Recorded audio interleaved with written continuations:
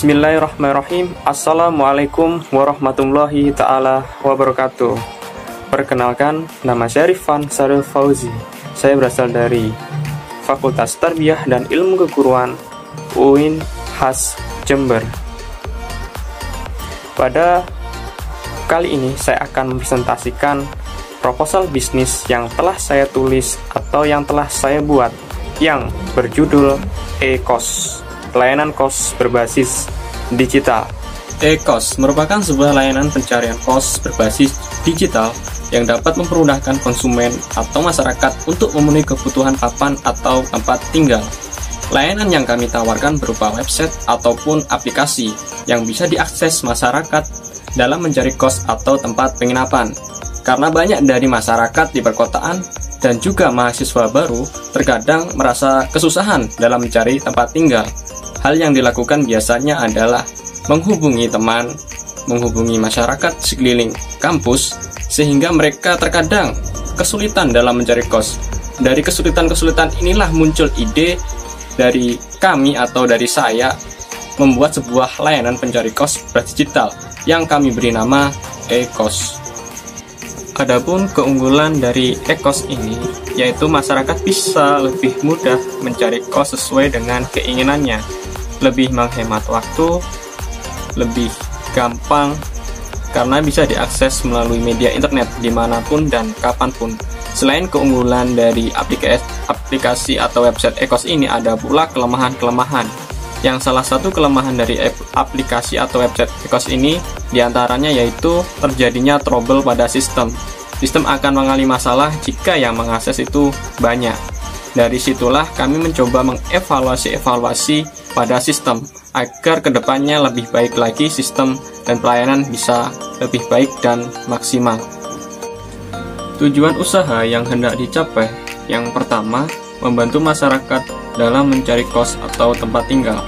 Yang kedua, mempermudah mencari kos secara online atau secara digital. Yang ketiga, memberikan informasi secara real time. Dan yang keempat, masyarakat bisa menghemat waktu dan tenaganya dalam mencari tempat tinggal atau kos.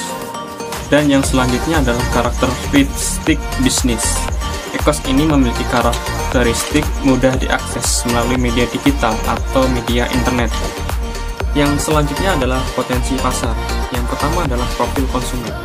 Berdasarkan data dan observasi yang telah kami lakukan, konsumen yang berpotensi dalam layanan pencarian kos berbasis digital ini, yang pertama adalah mahasiswa baru, kemudian wisatawan, dan yang ketiga adalah masyarakat yang merantau di perkotaan, dan yang keempat adalah masyarakat umum.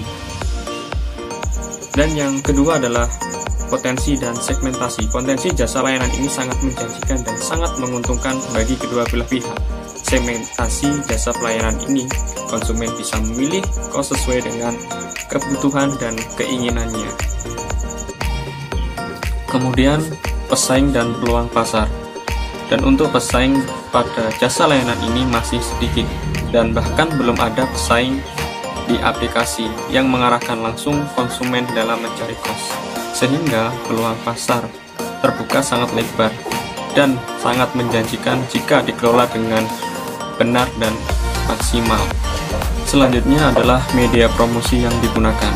Kami di sini akan berusaha mengoptimalkan media promosi yang ada, seperti web, Facebook, website, dan lain sejenisnya yang berpeluang dalam mempromosikan jasa layanan kos ini. Kemudian target dan rencana transaksi selama 1 tahun, dan targetnya adalah mengembangkan agar layanan jasa kos ini bisa berkembang dan layak untuk digunakan.